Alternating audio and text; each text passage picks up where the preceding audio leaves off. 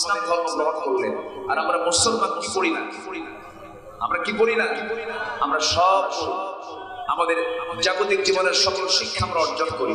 Engineer হই, জজ হই, ব্যারিস্টার হই, তারপরে কত শিক্ষা, সায়েন্স টেকনোলজির কত শিক্ষা, অথচ সবচেয়ে বড় মৌলিক শিক্ষা কিসের শিক্ষা? আসতে বলবেন না কিসের শিক্ষা? এটাই হচ্ছে নৈতিক শিক্ষা। আজকে এই শিক্ষার অভাবে অনেক শিক্ষিত প্রচার করা হয় সমাজে। সেই শিক্ষিত লোকের মধ্যে রয়েছে পাশবিকতার আচরণ। আমি নিজের চোখে দেখে এসেছি আমাদের দেশে কাপাসিয়া গাজীপুরের দিকে কিছু বৃদ্ধাশ্রম তৈরি হয়েছে। সেই বৃদ্ধাশ্রমে কিছু বুড়াবুড়ি সেখানে থাকে।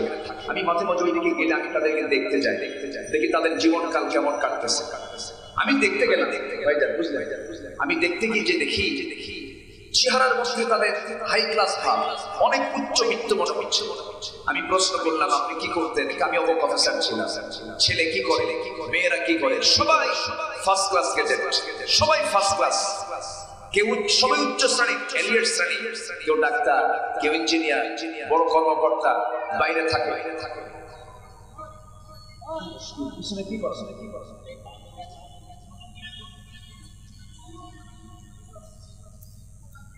তো এরকম ভাবে উচ্চ শ্রেণীর সন্তানরা সেখানে আসে। আমি এক চাচাকে ডাক দিয়ে বললাম, চাচা আপনার ছেলে কি করে? বাবা আমার ছেলে অনেক বড় ডাক্তার। তো আপনাকে এখানে রেখে গেছে কেন? তার সময় নাই। যে সন্তান এত বড় শিক্ষিত হওয়ার পর বাপ মাকে বুড়া অবস্থায় দেখার সময় পায় না, সে কি আসল শিক্ষা পাইছে? আসতে বলবেন আসল শিক্ষা পেয়েছে।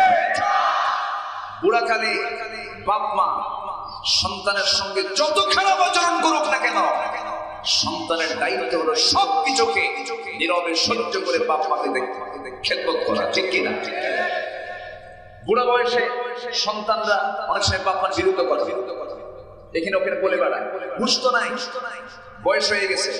যেরকম ছোটবেলায় আব্বা আম্মাকে আমরা যেমন জ্বালাইছি, বুড়ো অবস্থা আব্বা আম্মা এরকম করে জ্বালাতন করবে, ডিস্টার্ব করবে, আপনার বিরুদ্ধে কথা বলবে, আমারে দেখে না, আমারে খাওয়ায় না, তার তোর বউ খারাপ, তোর ছেলে খারাপ, তোর মেয়ে খারাপ, এগুলো বলবে।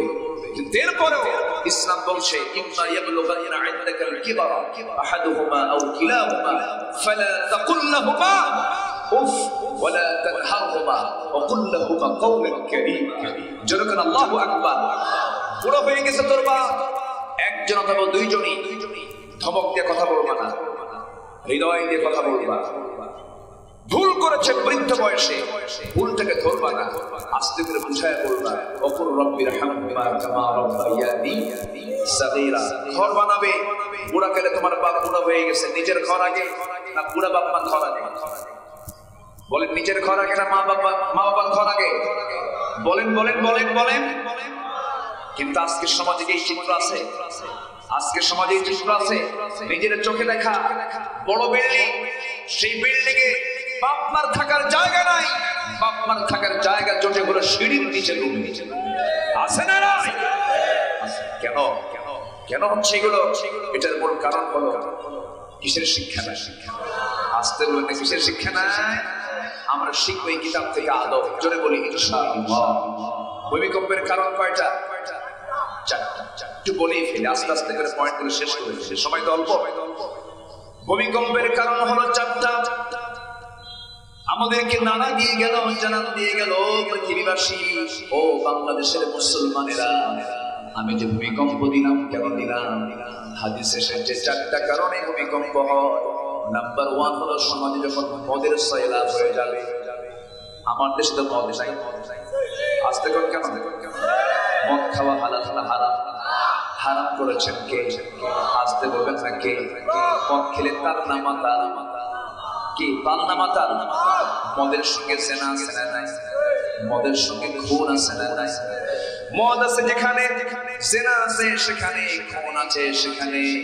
আমার বন্ধুগণ, রাসূল বলেছেন যখন সমাজে মদের সয়লাব হয়ে যাবে তখন ঘন ঘন ভূমিকম্প চলে আসবে। নাম্বার 2 হলো সমাজে যখন জেনার পরিমাণটা বেড়ে যাবে, নতুন নতুন রোগ চলে আসবে, নতুন নতুন রোগ পৃথিবীতে পয়দা হয়ে যাবে। এই যে আমরা দীর্ঘ 2-2.5 বছর ধরে করোনায় ঘেরা গোটা পৃথিবী অচল হয়ে গিয়েছিল। এটাও কি পাপের ফসল নয়? এটাও পাপের ফসল। পাপ যত বাড়বে সমাজে রোগ তত বেড়ে যাবে। নাম্বার 3 হলো সমাজে যখন গান বাজনা যখন বেড়ে যাবে, গান বাজনা অত্যাধিক যখন মিসইউজ হয়ে যাবে, সেই সময় জমিনটা ভূমিকম্পের জন্য প্রস্তুতি নিয়ে নেবে। আর নাম্বার 4 হলো যখন নৃত্য পরিবেশন সব জায়গায় অ্যাভেলেবেল হয়ে যাবে। সব জায়গায় এখন নৃত্য পরিবেশন আছে না নাই? নাচানাচি আছে না নাই? গান বাজনা, নাচানাচি, মদ এবং জেনা সমাজে বেড়ে গেলে সকল বিষয়গুলো বাড়তে থাকবে। আল্লাহ তাআলা এগুলোকে হালাল করেছেন না হারাম করেছেন? আসতে বলুন, হালাল করেছেন না হারাম করেছেন? আমার দেশে যাত্রা আছে না নাই? আছে না? যাত্রাও কিন্তু হয় এরকম মঞ্চে সাজায় মঞ্চে নাচে কারা? পুরুষ না মহিলা? মহিলা নাচের সামনে দর্শকরা দেখে, হাতের তালিও মারে। এরকম মুসলমানও আছে না নাই? মাহফিল কমিটির সভাপতি আবার ছাত্র কমিটির সভাপতি। আল্লাহ খুশি থাক, শয়তানও বেজার না হবে। এরকম পাবলিক আছে না নাই? আছে। এরকম করা যাবে না। সম্মানিত ভাইয়েরা, কোন এক বুদ্ধিজীবী কিছুদিন আগে মন্তব্য করলেন, বুদ্ধিজীবী কি জীবী? 16 GB, 32 GB, 64 GB, 128 GB, 256 GB আর বুদ্ধিজীবী। আমি আমার ভাষায় বলবো আর বুদ্ধি প্রতিবন্ধী। কারণ কে যেন বললো যে দেশে আবহমান কাল ধরে চলে আসা যে যাত্রা, পালা যাত্রা, লোকসঙ্গীত, এই সমস্ত আজকে হারিয়ে যাবার পথে, এগুলো আর চলে না। এগুলো বন্ধ হয়ে যাওয়ার পিছনে সবচেয়ে বড় বাধা নাকি ওয়াজ মাহফিল। সবচেয়ে নাকি বড় বাধা নাকি ওয়াজ মাহফিল। ওয়াজ মাহফিলের জন্য এগুলো নাকি বন্ধ হয়ে যাচ্ছে। এটা ওনার মানে গবেষণা। অতএব ওয়াজ মাহফিল যেন না হয়, যাত্রা যেন চালু হয়। এই জাতীয় মন্তব্য যাদের চিন্তায় কাজ করে এরা নিশ্চিত কাট্টর মুনাফিক। ঠিক কি না? মুসলমান ভালোকে চালু করবে, মন্দকে বন্ধ করবে। ঠিক কি না? মন্দ বন্ধ হবে, ভালো চালু হবে। এই যে মাহফিলটা হচ্ছে, এই মাহফিলে কিছু কল্যাণ আছে না নাই? আসতে বলবেন না, আছে না নাই? আচ্ছা ঠিক আছে, আপনি আমার তো পয়েন্ট দিচ্ছেন। কয়টা ওয়াজ করি? হুজুর সুদ ঘুষের ব্যাপারে একটু বলবেন।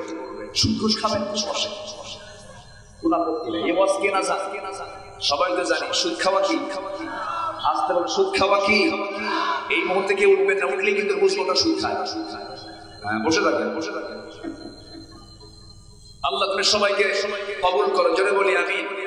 আমার ভাইয়ের সাথে আমি একসঙ্গে খাওয়া দাওয়া করেছি, বসেছি, গল্প করেছি, খুব ভালো লাগছে আমার। আলহামদুলিল্লাহ, ওনার 4-5টা ছেলে মেয়ে সবাই শিক্ষিত। আল্লাহ তুমি তাদেরকে কবুল করে দাও। মানে এই ইউনিয়নের সন্তান, দোয়া চেয়েছেন আমার কাছে। সম্মানিত ভাইয়েরা, আমার দিকে কি তাকান। আমি আল্লাহি, আমি কাউকে গালমন্দ করার জন্য, কাউকে কটাক্ষ করে, কাউকে উস্কানিমূলক কোনো কথা আমি বলতে আসি নাই। কিন্তু কোরআন যাকে গালি দেবে আমি তাকে গালি দেবে। কোরআন যাকে খারাপ বলবো আমি তাকে খারাপ বলবো। এটা কেউ রুখতে পারবে না। হকের কথা বলতেই যাব। জিহ্বা কেটে ফেলবে, ইঙ্গিত দিয়ে বলবো। হাত কেটে ফেলবে, পা দিয়ে চলবো। পা কেটে ফেলবে, হামাগুড়ি দিয়ে বাতিলদের বিরুদ্ধে লড়াই করবো আমরা। রাজি আছেন কারা কারা? হাত উঁচু করে দেখান মুসলমান।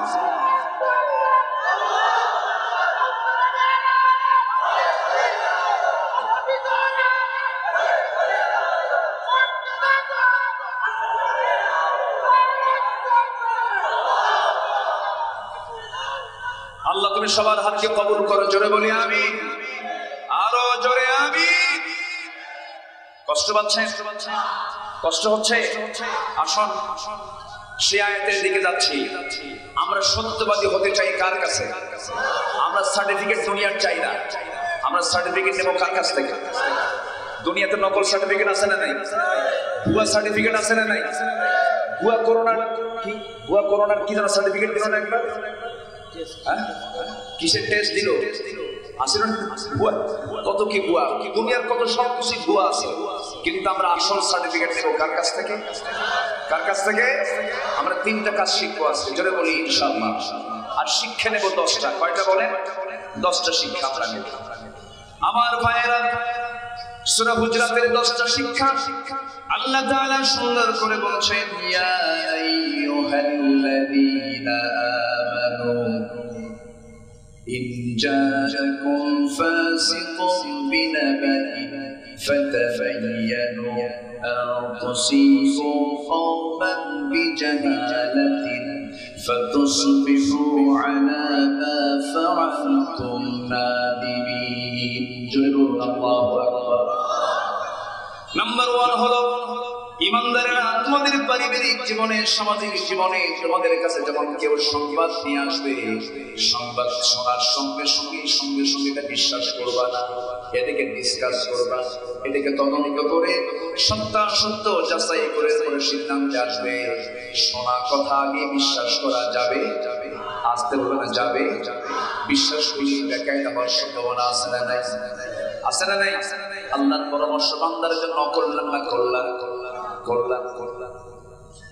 কি সুন্দর করে আল্লাহ রাব্বুল আলামিন এই বিষয়গুলো জানিয়ে দিলেন কারণ আপনি কোনো কিছু যাচাই বাছাই না করে একজন এসে মন্তব্য করলে আপনি বিশ্বাস করতে পারবেন না করলে পরে আপনি বেকায়দায় পড়ে যাবেন আপনার বইয়ের বিরুদ্ধে একজন কথা বললো আপনার সন্তানের ব্যাপারে একটা কথা বললো আপনাকে যাচাই বাছাই করবেন এরপরে সিদ্ধান্ত আসবে ইমানদার কখনো সিদ্ধান্ত না নিয়ে চিন্তা ভাবনা না করে কোনো কথা মুখ থেকে বের করবে চিন্তা আগে না কথা আগে ভালো করে বলেন চিন্তা আগে না কথা আগে চিন্তা করো এরপরে কথা বলো চিন্তা না করে কথা বলবে বেকায়দায় পড়ে যাবে কারণ বান্দাকে চিন্তা করার ক্ষমতা কে দিয়েছেন গরুর কোনো চিন্তা আছে নাকি ছাগলের কোনো চিন্তা আছে নাকি ওর কাম হলো খাওয়া আর পায়খানা করা খাওয়া পায়খানা করা আর মানুষের চিন্তা সবার আগে করতে হবে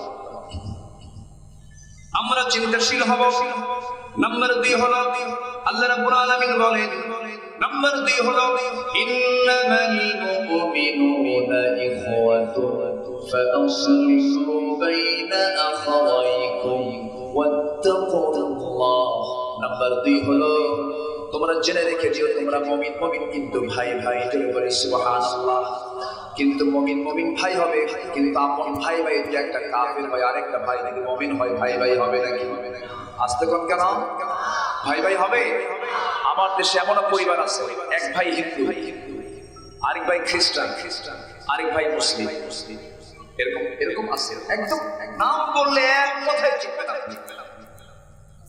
এক ভাই হিন্দু আরেক ভাই মুসলিম আরেক ভাই খ্রিস্টান কেন জানেন যেদিক দিয়ে যে বিপদ আসবে সেদিক দিয়ে সেই বিপদে ওই আরেক ভাইটা গেলবে কি কথা কি বুঝতেছেন আপনারা একই পরিবারে 4 ভাই 4 দল করে আছে না নাই যখন সে দল ক্ষমতায় আসে বলে ভাই তুই আমারটা বিপদ আসলে তুই আমার দেখি যেদিকে বৃষ্টি সেই দিকে ছাতা এইরকম কৌশল করে জান্নাত পাওয়ার কোনো কায়দা নাই আসতে কোন কেন জান্নাত কি এত সস্তা জান্নাতের যে নিয়ামত জান্নাতের যে প্রাপ্তি এমন জান্নাত আল্লাহ পাক আমাকে আপনাকে দিবেন সর্বনিম্ন যে জান্নাত সেই জান্নাতটা হবে হলো 10টা পৃথিবীর মতো একটা জান্নাত জোরে বলে সুবহানাল্লাহ বসো বাবা এখান থেকে তো দেখা যায় না বসে পড়ে হ্যাঁ বসে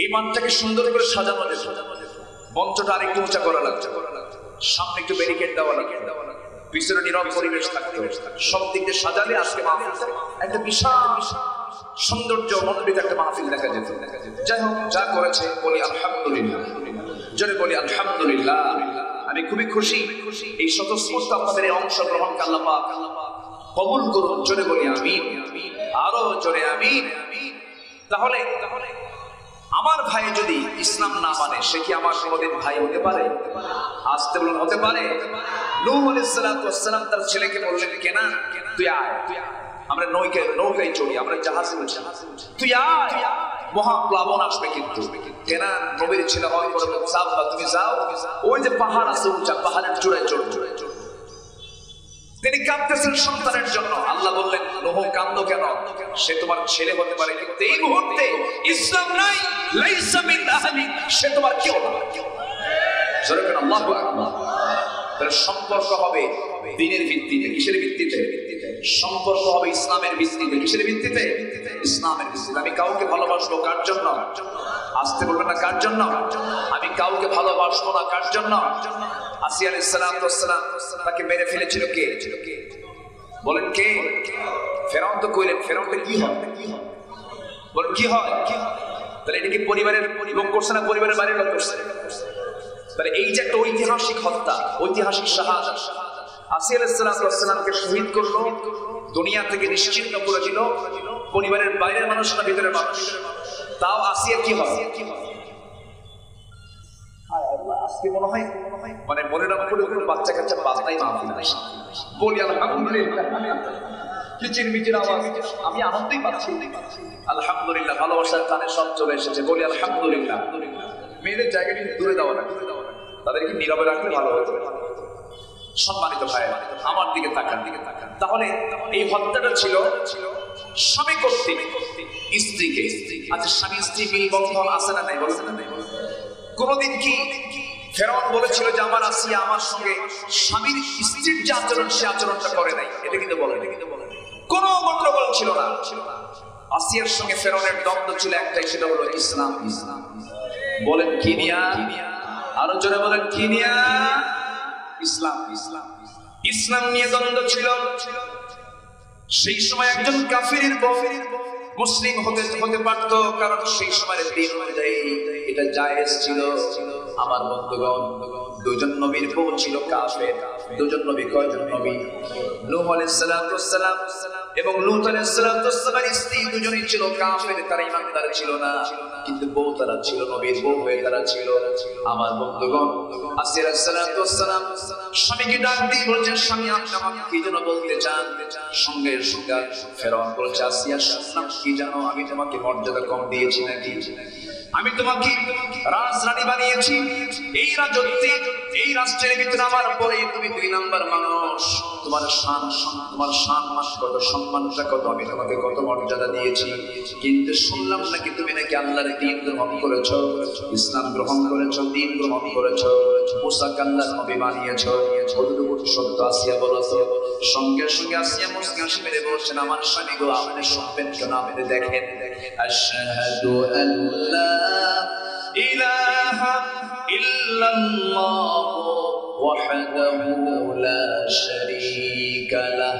সবাই বলুন লা ইলাহা ইল্লাল্লাহ মুসা কালিমুল্লাহ।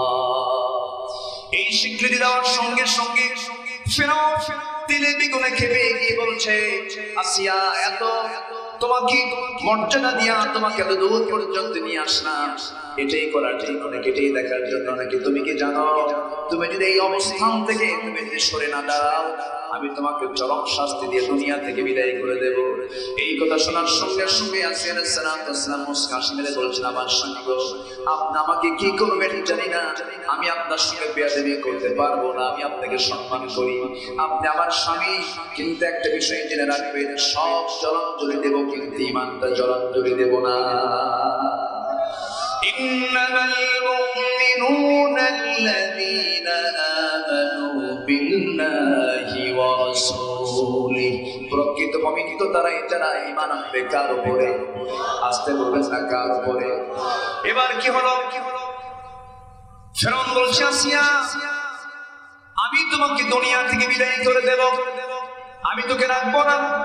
আসিয়া আলাইহিস সালাম বলেন, স্বামী গো, আমি দুনিয়া থেকে বিদায়ের প্রশ্ন নিতে প্রস্তুত আছি, কোনো আপত্তি নাই, কিন্তু ইসলাম ছাড়তে আমি রাজি নই। এবার ফেরাউন করলো কি? ফেরাউন সঙ্গে সঙ্গে মন্ত্রী পরিষদ ডাকলো। মন্ত্রী পরিষদ থেকে জরুরি সভা করে নিয়ে বললো, শোনো, আজকে তোমাদের কিনে বসেছি, আমার বউ আসিয়াকে নিয়ে আমি একটা সিদ্ধান্ত নিতে চাচ্ছি, আমি তাকে দুনিয়া থেকে বিদায় করে দেব। সঙ্গে সঙ্গে কিছু কিছু পরামর্শ, আপনারই তো বউ, আপনি তাকে মানলে কেমন হয়? সে বললো না, সে আমার বিরুদ্ধে অবস্থান নিয়েছে, সে ইসলামটাকে গ্রহণ করেছে, আমি ওকে বাঁচাবো না। জল্লাদ কই? জল্লাদকে সিলেকশন দেওয়া হলো, জল্লাদকে বলে দিল ওকে ধর, হাত পা বেঁধে ফেল। দেখেন স্বামী কর্তৃক যখন তাকে আটকানো হলো, হাত পা বাঁধা হলো। তাফসীরের মধ্যে এসেছে, অধিকাংশ তাফসীরে এসেছে, আসিয়া আলাইহিস সালামকে যখন দুনিয়া থেকে বিদায় করা হবে, মাথার চামড়া লোহার চিরুনি দিয়ে টেনে টেনে নিচের দিকে নিয়ে আসা হচ্ছিল। লোহার চিরুনি দিয়া টেনে টেনে চামড়াগুলোকে, যখন মাথার চামড়াগুলোকে যখন নিচের দিকে নিয়ে আসা হয়, আসিয়ার মুখ থেকে কোনো চিৎকার আওয়াজ বের হয় না, কোনো আওয়াজ বের হয় নাই। তার মুখ থেকে একটাই আওয়াজ বের হয়েছে, লা ইলাহা ইল্লাল্লাহ, জোরে লা ইলাহা ইল্লাল্লাহ, সুবহানাল্লাহ, আলহামদুলিল্লাহ, লা ইলাহা লা ইলাহা ইল্লাল্লাহ, লা ইলাহা ইল্লাল্লাহ, লা ইলাহা ইল্লাল্লাহ, মুহাম্মাদুর রাসূলুল্লাহ সাল্লাল্লাহু।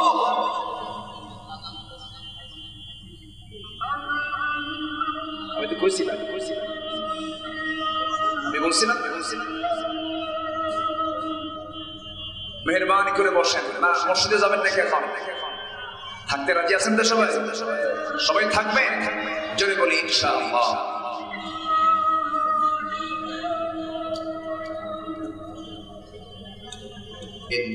এই সময় তিনি দোয়া করছেন কার কাছে?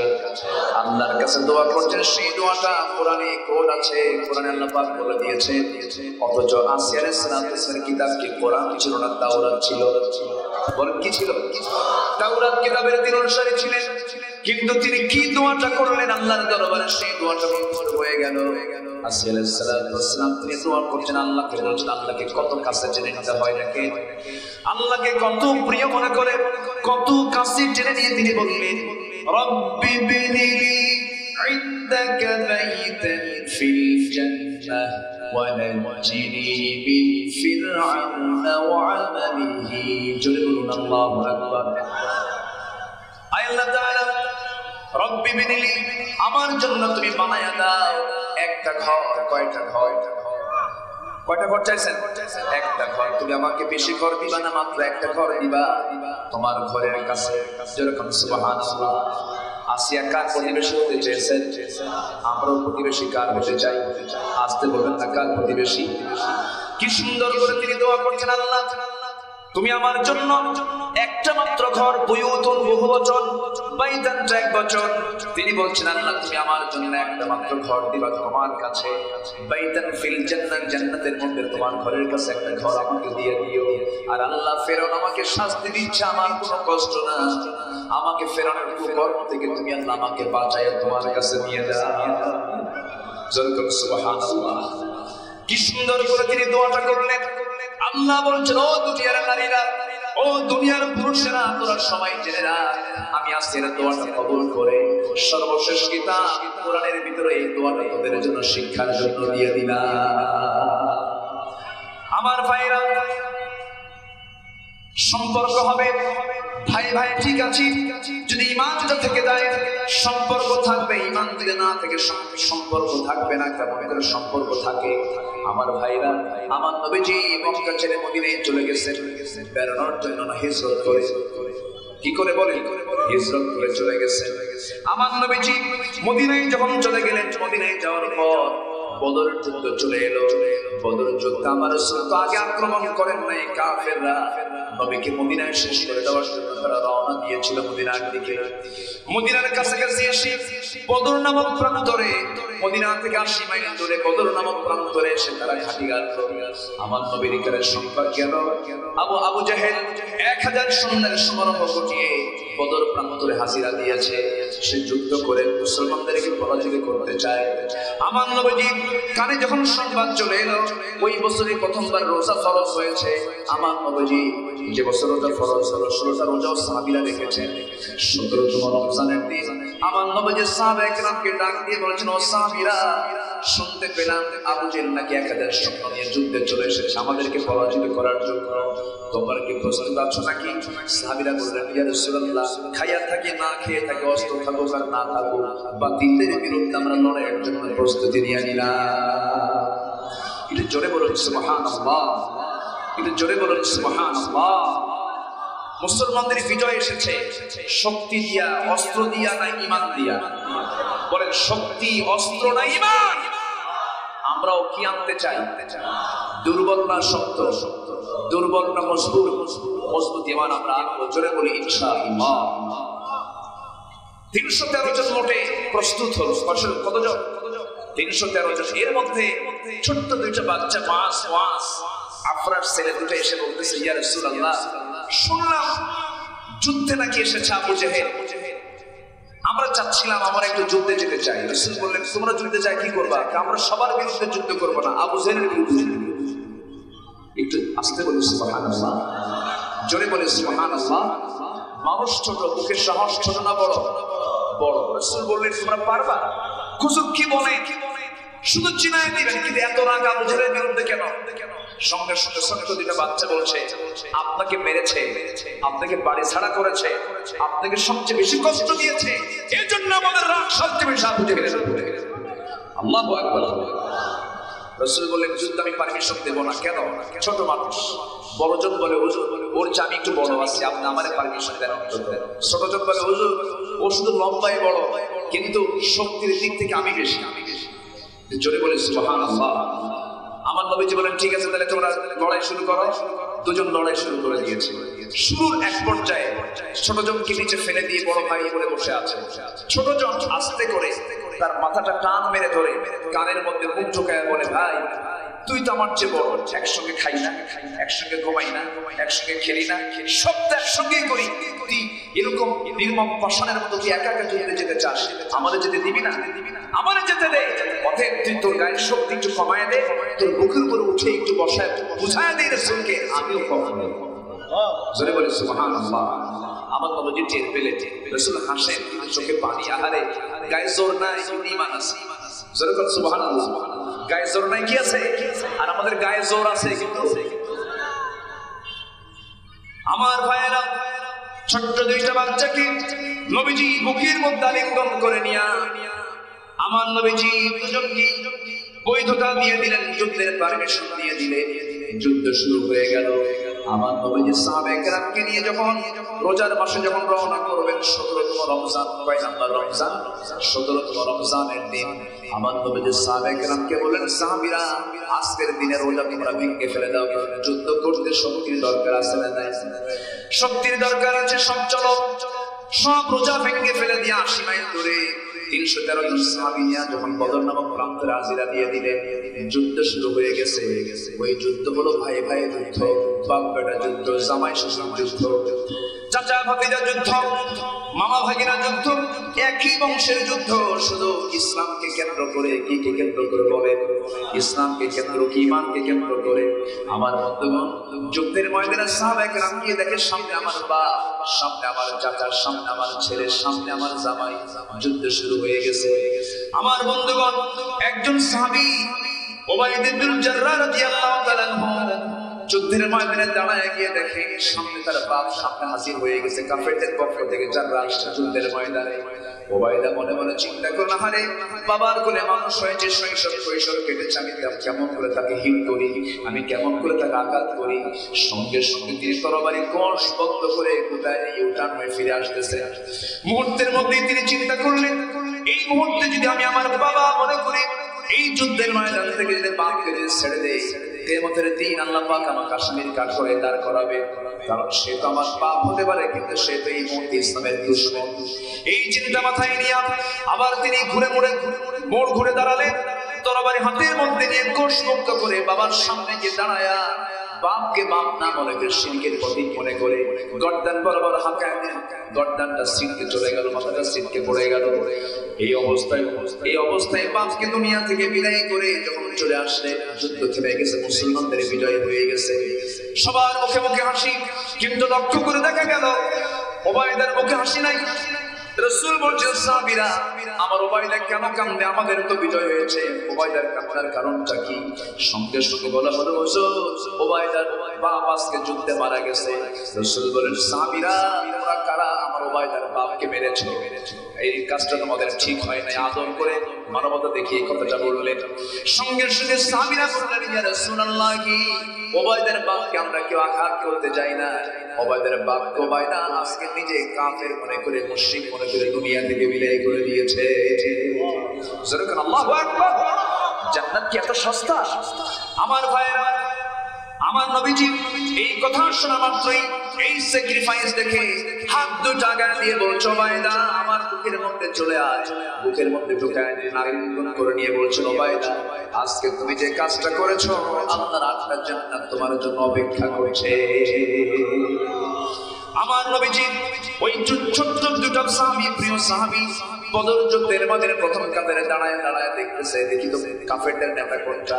এক সাহাবীকে ডাক দিয়ে বলে ও চাচা আবু জেল কই? সাহাবী বলছে আবু জেল যে কি করবা, কি দেখায় দাও, এরপরে কি করবো দেখায় দিচ্ছি।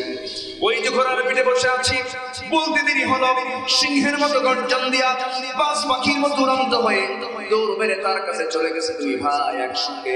কাফের মুশরিকরা ছোট বাচ্চা থেকে খেয়ালি করে, এই ছোট বাচ্চা আবার কি করবে? দুই দিকে ঘোড়ার পাশে, ঘোড়ার দুই পাশে দুই পাশে আবু জেল বসে আছে। এমন সময় ছোট্ট দুইটা বাচ্চা ছোট্ট তরবারি নিয়ে আল্লাহু আকবার শব্দ বলে অতর্কিত হামলা চালায় আবু জেলকে ঘোড়ার পিঠ থেকে ওই যে ধরাশয়ী করে জমিনে ফেলে দিয়েছে। আর কবর সোজা করে আবু জেল আর কোনদিন দাঁড়াতে পারে নাই। বড় ভাইকে কাফের মুশরিকরা চতুর্দিক থেকে ঘেরাও করে ফেললো। এক পর্যায়ে একজন কাফের এসে বড় ভাই মুআযের ডান হাতে মেরে দিল। এক আঘাতে ডান হাতটা চামড়ার সঙ্গে জ্বলতে লাগলো। ঝুলন্ত হাত বা তরবারি পড়ে গেছে, দৌড় মেরে গিয়ে বাম হাতে তরবারি উঠায় যুদ্ধ চালাচ্ছিলেন। ডান হাত ঝুলতেছে বাম চামড়ার সঙ্গে, বাম হাতে সে বাড়ি খায়। যুদ্ধ করতে কষ্ট হচ্ছে এটা মনে করে হাতটা পায়ের নিচে, বাম পায়ের নিচে রেখে এত জোরে টান মারলেন হাত ছিটকে পড়ে গেছে। বাম হাতে যুদ্ধ চালালেন, বাম হাতও কেটে ফেলে দিল। ঝনঝন করে তরবারি পড়ে গেছে। সামনে জীবের মতো দাঁড়ায় আছে, তরবারি চালাবেন কেমনে? দুই হাতি কাফেররা কেটে নিয়েছে। আরেকজন কাফের এসে তরবারি হাঁকায় নিল। সেই ছোট্ট বাচ্চা দুনিয়া থেকে বিদায় হয়ে দুনিয়ার সমস্ত মুসলমানদেরকে জানায় দিল, দুনিয়ার মুসলমান ঈমানটা এমন করে পাকাপোক্ত করতে হয় জোরে করে সুবহানাল্লাহ। আমরা তো গরু খাওয়া মুসলমান, আমরা কি খাওয়া মুসলমান? আমরা তো গরু খাওয়া মুসলমান। ঈমান হচ্ছে এমন একটা বিষয়ের নাম, ঈমান আছে সম্পর্ক আছে, ঈমান নাই সম্পর্ক নাই, এটাই হচ্ছে প্রকৃত ঈমানদারের কাজ। আমার ভাইয়ের অনেকগুলো কথা আছে, আস্তে আস্তে করে বলবো। আমার বন্ধুগণ আমাকে সময় দিবেন তো? জোরে বলি ইনশাআল্লাহ, আরো জোরে বলি ইনশাআল্লাহ। 10টা পয়েন্ট আমি শেষ করার চেষ্টা করছি। আমরা আমাদের মধ্যে কোনো গন্ডগোল হলে গন্ডগোল বাড়াবো আর সংশোধন করবো। কি বাড়াবো না সংশোধন করবো? ফাসলিহু ওয়া ইসলাহ করব।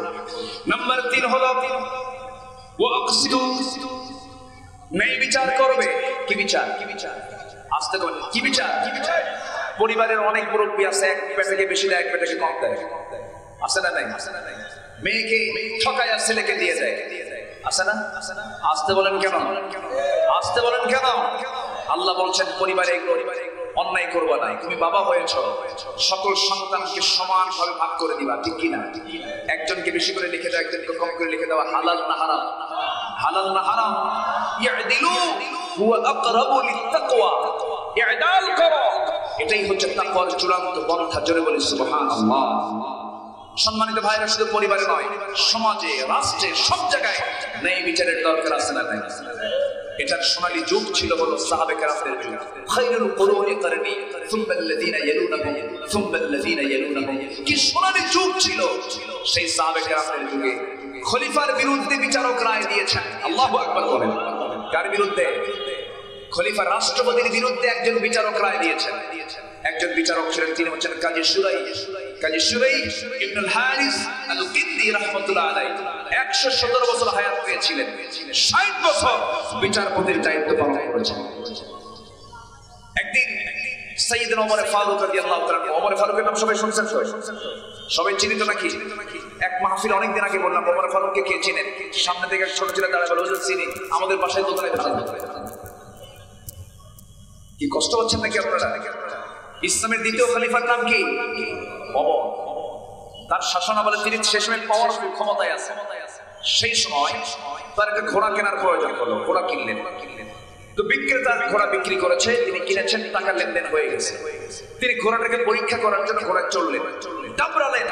তো 4-5 মাইল যেতেই ঘোড়াটা অকেজ হয়ে গেল, আর দৌড়াতে পারে। তিনি ভাবলেন যে সে আমাকে অসুস্থ ঘোড়া দিয়েছে। বিক্রেতার কাছে এসে বলছে, এই তুমি আমাকে ঠকালে কেন? আমাকে অকেজ ঘোড়া কেন দিলা? এই ঘোড়া আমি নেব না, টাকা ফেরত দাও। ঘোড়া বিক্রেতা বলছে, আপনি আমিরুল মুমিনিন, আপনি এই কথা বলতে পারেন? আমি তো আপনাকে সুস্থ ঘোড়াই দিয়েছি, আপনার কাছে গিয়ে নষ্ট হয়ে গেছে, অসুস্থ হয়ে গেছে। কেন আমি এই ঘোড়া নেব না? আমি টাকাও ফেরত দেব না। দুজন ক্রেতা বিক্রেতার মধ্যে গন্ডগোল শুরু হয়ে গেছে। এখন খলিফা ওমর ফারুক বলছেন তাহলে এটা ফায়সালা কি হওয়া দরকার, চলেন আমরা আদালতে যাই। আদালতে গেছে।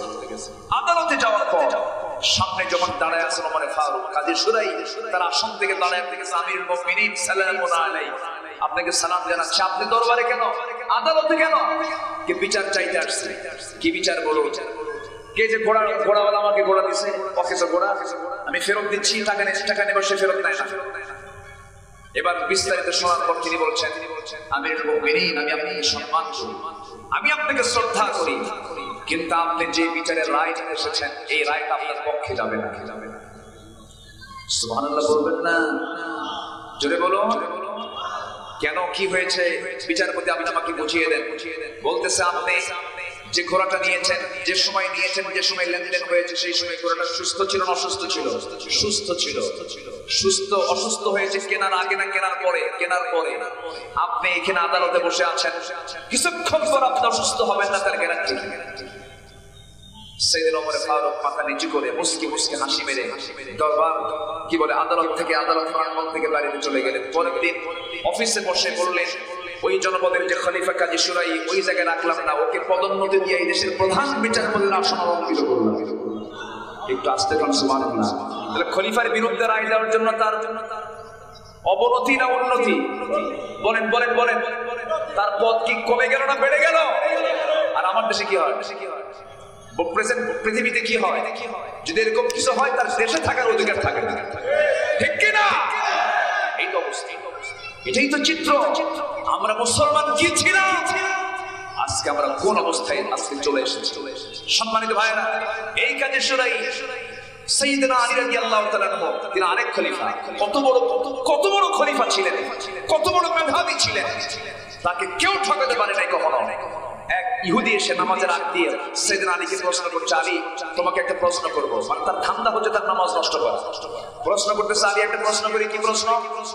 তুমি এই মুহূর্তে বলতে পারবা কোন কোন প্রাণীগুলো ডিম থেকে পৃথিবীতে জন্ম নেয়, আর কোন কোন প্রাণীগুলো মার পেট থেকে বাচ্চা হয়ে আসে?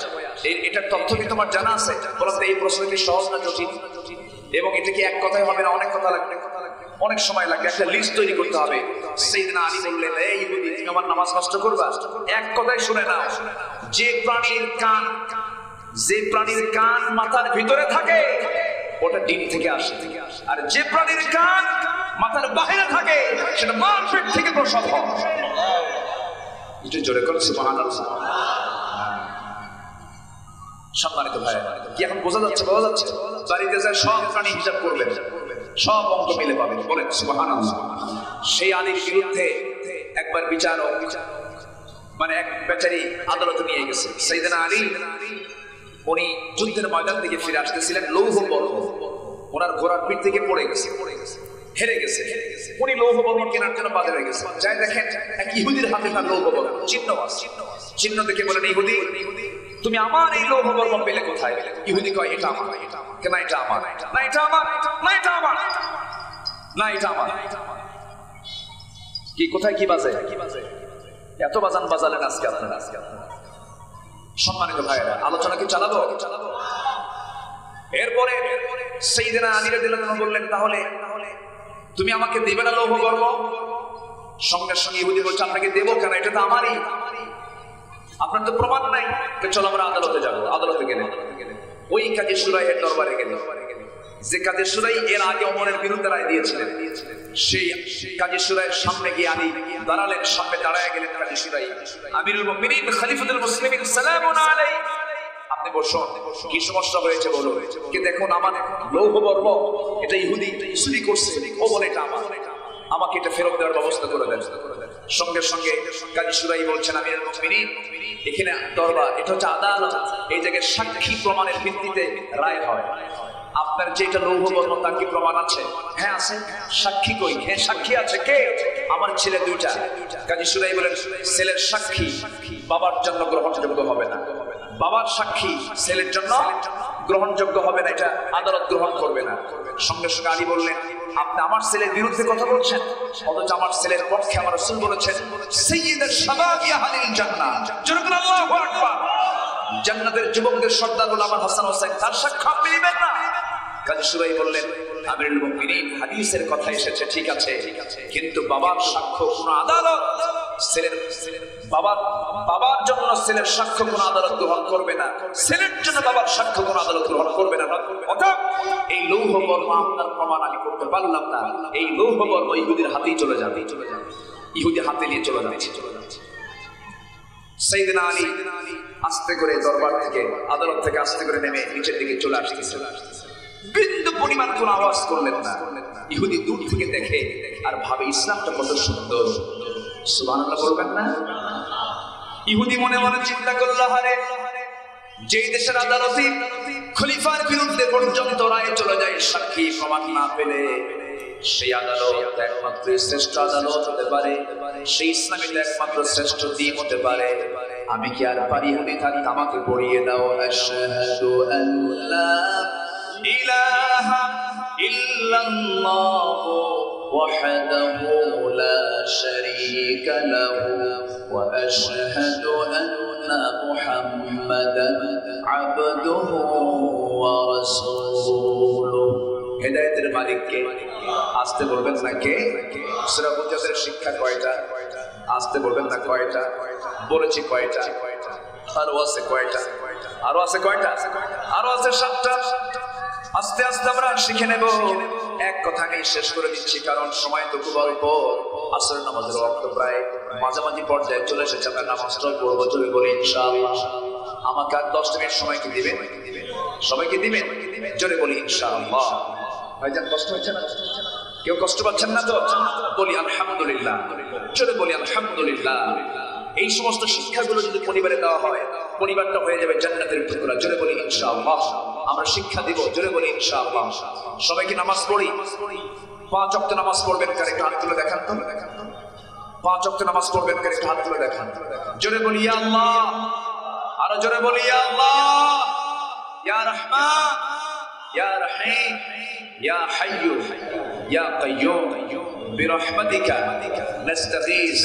ইয়া আল্লাহ, আমাদেরকে 5 ওয়াক্ত সালাত আদায় করার তৌফিক তুমি আল্লাহ দিয়ে দাও। জোরে বলি আমিন, আরো জোরে আমিন, আরো জোরে আমিন। কষ্ট পেলেন? কষ্ট পাচ্ছেন? আমার ভাইয়েরা, আমরা আমাদের আমল নামা নিয়ে কার সামনে হাজির হব? কার সামনে হাজির হব? আল্লাহ যদি কবুল করেন তাহলে আল্লাহ আমাকে কি দিবেন? বলেন বলেন। আর কবুল যদি না হয়, কবুল যদি না হয়, জানাবে ওটাকে বসেন। আমি ধমক দিচ্ছি, ধমকে কিন্তু মহব্বত দিয়ে দিচ্ছি, একটু বসেন, আমরা একসঙ্গে দোয়া করবো। যদি কবুল না হয় তাহলে আমাদের কোথায় যেতে হবে? জাহান্নাম। সাইয়েদনা আবু বকর সিদ্দিক রাদিয়াল্লাহু আনহু একদিন কাঁদতেছেন, হঠাৎ করে দোকানদারি করতে করতে কাঁদতেছেন। উনি দোকানদার ছিলেন, সুবহানাল্লাহ বলেন। একদিকে রাষ্ট্রপতি, আরেকদিকে কি দোকানদার। খলিফা হওয়ার পরের দিন দোকানের দিকে যাচ্ছেন। সবাই বলতেছেন, আপনি কই যান? আমি দোকানদারি করতে যাই। কেন? আপনি তো খলিফা। তিনি বলছেন, পরিবার তার খলিফাগিরি দিয়ে চলবে না, যাই। সুবহানাল্লাহ বলেন। দোকানে বসে দোকানদারি করতে করতে এক কাস্টমার আসছে। 1 বছর আগে একটা কাপড় নিয়ে গেছে, সেই কাপড়টা নিয়ে বলতেছে, দোকানদার এই কাপড়টা আমি নেবো না, পছন্দ হয় না, ফেরত নেন। কিনেন? ফেরত নেন। নেবো না কেন? পছন্দ হয় নাই, টাকা দেন। তুমি টাকাটা ফেরত দিলে, কাপড়টা নিয়ে নিলেন। এরপরই কান্নার থামে না, খালি কাঁদতেছে। সবাই বলে, আবু বকর তুমি কাঁদো কেন? সামান্য কাপড়ের জন্য তোমার চোখে পানি কেন? কাপড় ফেরত দিয়েছে, তুমি টাকা ফেরত দিয়েছো, তোমার কি এমন ক্ষতি হলো? সঙ্গে সঙ্গে তিনি বলছেন, শোনো, আল্লাহ তো বলেছেন, ইন্নাল্লাহা আশতারা মিনাল মুমিনিনা আনফুসাহুম ওয়া আমওয়ালাহুম বিআন্না লাহুমুল জান্নাহ। আল্লাহ মুমিনের জান এবং মালকে জান্নাতের বিনিময়ে কিনে নিয়েছেন। এই আয়াতটার জন্য আমি আবু বকর কান্দি কেন? সকালবেলা আমার এক কাস্টমার এসে আমার কাছে টাকা ফেরত দিয়া আমাকে কাপড়টা ফেরত দিয়ে চলে গেছে। এই যে আমার জান এবং মালকে আমি আল্লাহর জন্য খরচ করার জন্য আমি উৎসর্গ করে দিয়েছি, ভালো কথা। আমি মরে গেলাম, আল্লাহর সামনে আমি হাজির হলাম, আমার নামাজ, আমার কুরবানি, আমার জীবন, আমার মরণ সব আমি আল্লাহর জন্য সবকিছু করে দিলাম। কিন্তু আমার আল্লাহর সামনে গিয়ে যদি আল্লাহর সামনে দাঁড়ানোর পর আল্লাহ যদি বলেন, আবু বকর এই দিকে, এই যে তোর নামাজ, এই যে তোর রোজা, এই যে তোর দান, এই যে তোর জিহাদ, একটা আমার পছন্দ হয় না, তুই ফেরত নিয়ে যা, তখন আমি কি করবো? তখন আমি কি করবো আল্লাহ? আমি এই জন্য কাঁদি। সুবহানাল্লাহ বলবেন না? তাদের চিন্তা কি ছিল আর আমাদের চিন্তা কি? আমরা পেতে চাই কাকে? আসতে আমরা পেতে চাই কাকে? আল্লাহকে পেতে চাই। জীবনের এক জায়গায় না সব জায়গায়? আল্লাহকে সব জায়গায় দরকার আছে না নাই? দুনিয়াতে দরকার, কবরে দরকার, কিন্তু দুনিয়ার কি আব্বা আম্মা, ভাই বোন, স্বামী স্ত্রী, পরিবার পরিজন কি কবরে আছে? হাসরে আছে? কোথাও কি পাওয়া যাবে? কিন্তু আমার আল্লাহ সব জায়গায় আছেন না নাই? সাথে রাসূল আছেন না নাই? তাহলে আমানু বিল্লাহি ওয়া রাসূলিহি, যারা ঈমান আনবে আল্লাহর উপরে, রাসূলের উপরে। নাম্বার 2 হলো সুম্মা লাম ইয়ারতাবু, যারা সন্দেহ করবে না আল্লাহকে বিশ্বাসের ক্ষেত্রে। ওয়াজাহাদু, যারা জিহাদ করবে কার পথে? বিআমওয়ালিহিম ওয়া আনফুসিহিম ফি সাবিলিল্লাহ।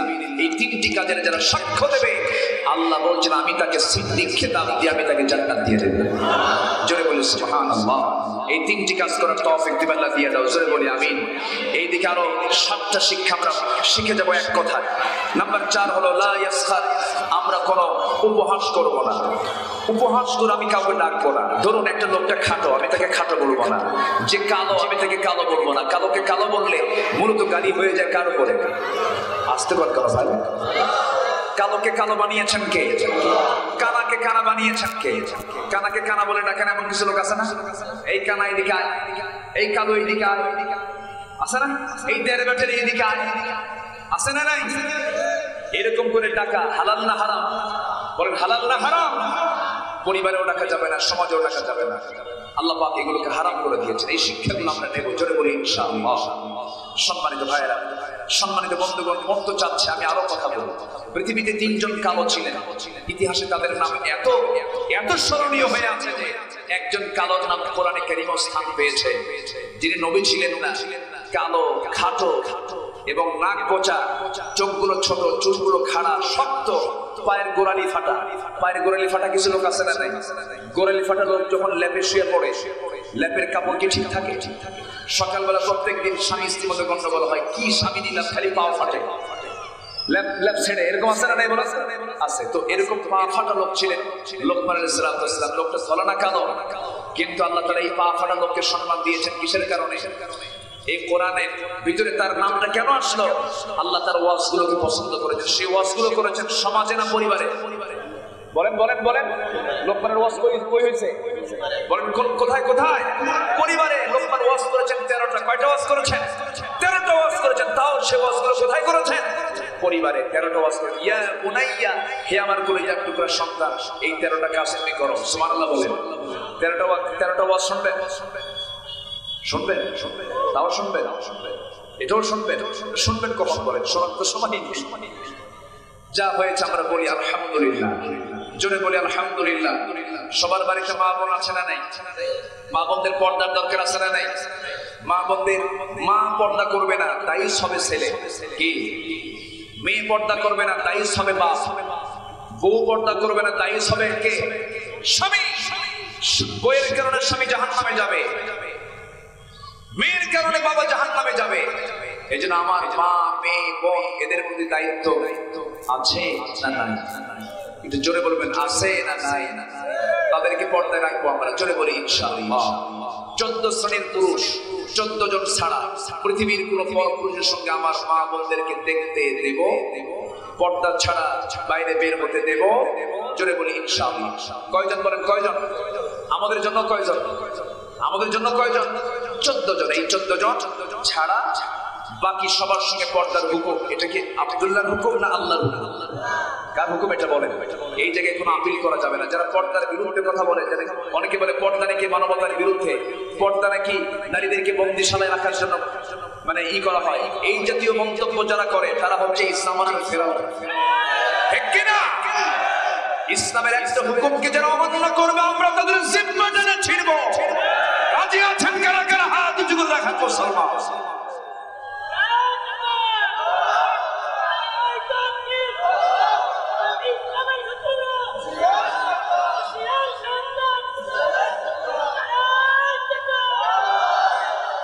তুমি সবার হাতকে কবুল করে জোরে বলি আমি, আরো জোরে আমি।